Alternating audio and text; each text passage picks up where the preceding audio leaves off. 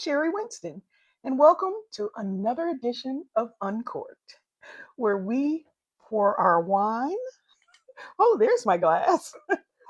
And we uncork our creativity. We've been talking the past several weeks about starting our novels. If you have a project that you've always wanted to work on, now's the time.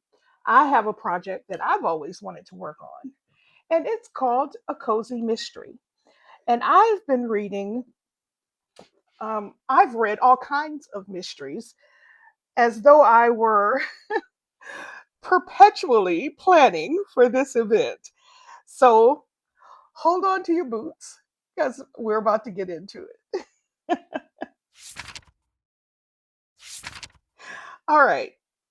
Now, I'm going to talk about two different novels that are informing my writing. And when I say informing my writing, it means that there are elements of their style, of the author's style, that I really admire and I would like to borrow, steal for my own work, not their ideas, not their plots, but just how they created that nuance, because nuance is everything.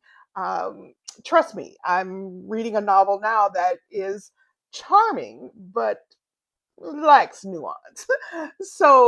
Nuance is everything, at least to me.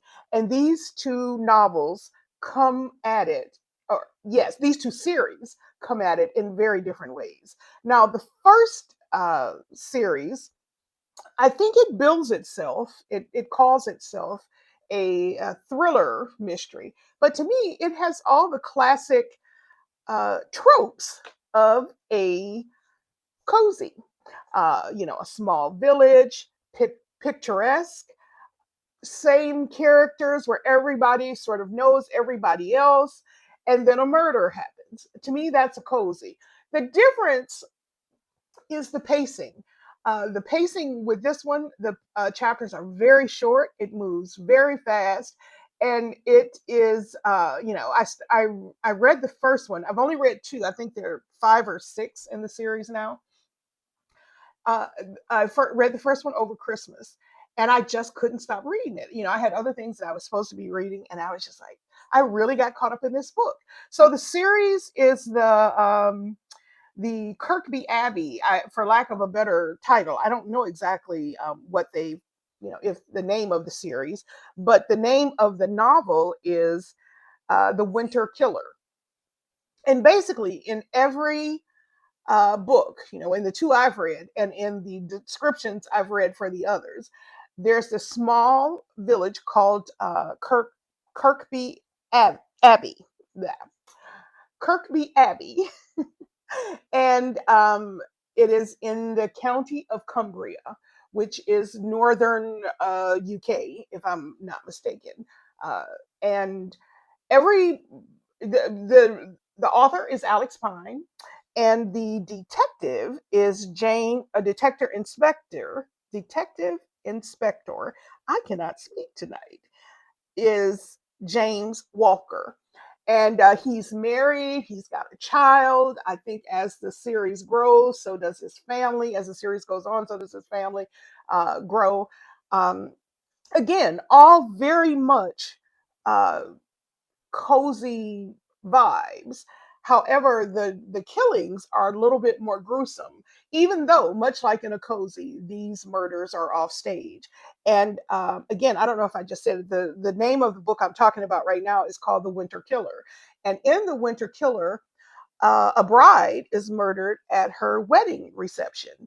And before Detective Inspector Walker can even get there, his detectives in training, Detective Abbott, was a guest at the wedding. So she is already on the scene, trying to collect clues and gather evidence. It starts out with a missing bridesmaid. I'm sorry, I said the bride was murdered. It's the bridesmaid. The bridesmaid is the bride's sister. Sorry. So the bridesmaid is murdered. At first, it feels like, from the descriptions of this woman, she's very sort of mild mannered and sort of milk toast, and it leads you to believe who in the world could want to murder her. But as they start peeling back the layers, you find that the woman had an acid tongue, that she could be very cutting with some people, and that even the most milk toast of people have secrets. So, but again, the thing that I love the most, that I want to take away from Alex Pine and this series, is the pacing. The pacing just go. Some chapters are only 2 pages, and the pace just goes. It goes so fast. So I really enjoyed that. And I've been working on my novel, and next week I think I might share a little bit of it, just so that you know how I am going about the structure, and how I'm going about getting this getting this down, because that's what I want you to do. I want you to be inspired by me, or let me inspire you to go ahead and just take that first step. Write that first page, write that first chapter. Um, Stick with this for 12 months. We started in the first week of January of 2026, and by the end of 2026, my goal is to have completed this novel. I don't know if I'll make that goal, but that is what I'm shooting for. So, I'm reading a lot of novels, and now I want to write one, in addition to the books for young people that I'm working on.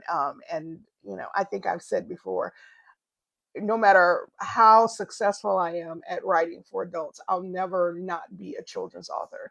So, but right now I don't have to worry about that, because I don't have an adult novel in the marketplace. So that's step one. And I'm really hopeful that Alex Pine can and his fast-paced storytelling can be the key to helping me uh, fashion a story that is appealing to readers. Okay. Okay, so that is the first one. Now the second one is an old novel, older one, that is part of a long. Well, no, it's not. It's a standalone by a writer of a series. So I said it was a series. The first novel was part of a series, the Winter Kills novels. This novel is a standalone by an author who has a long-standing series of detective novels, and the detective series is the Elvis Cole series that is based in California, and Elvis is partnered with Joe Pike. I've been reading those novels for years and years, and I love them, love them, love them, love them. But the author, Robert Crais, has a standalone novel, and the standalone is called Hostage. Now, you may have seen Hostage on television or at the movies. It was a movie starring Bruce Willis. And I like the movie. I don't think the movie got a lot of love from the box office or anything like that, but I love the movie, and I also love the book. So I'm going to read you a rather long paragraph that is the very opening of the novel. I have to tell you that I have this book on audio, I have it in digital, and somewhere around here I have a hard copy. I love this book so much that just every once in a while on a humbug, I just listen to it, or I re-listen to certain parts, because it is perfection when it comes to the plotting, characterization, and organization of a suspense thriller. So here's the first paragraph. It was one of those high desert days in the suburban communities north of Los Angeles, with the air so dry It was like breathing sand.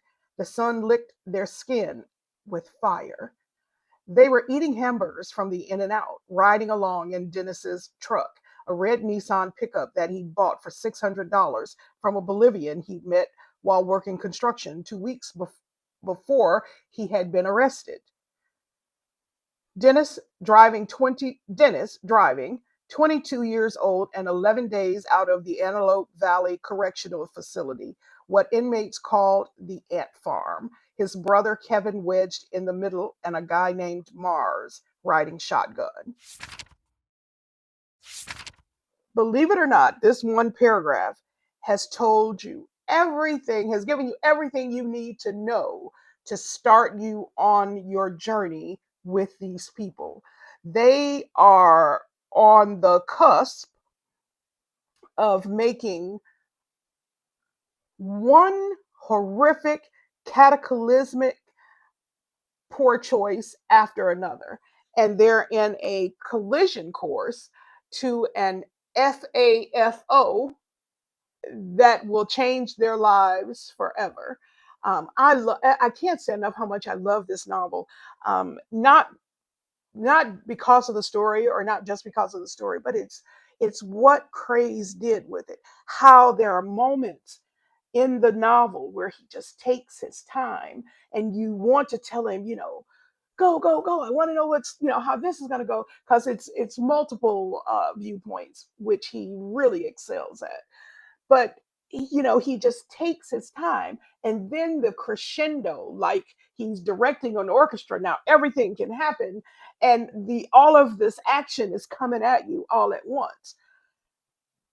For my first cozy murder mystery, I don't even dare to dream to reach Robert Crais's level.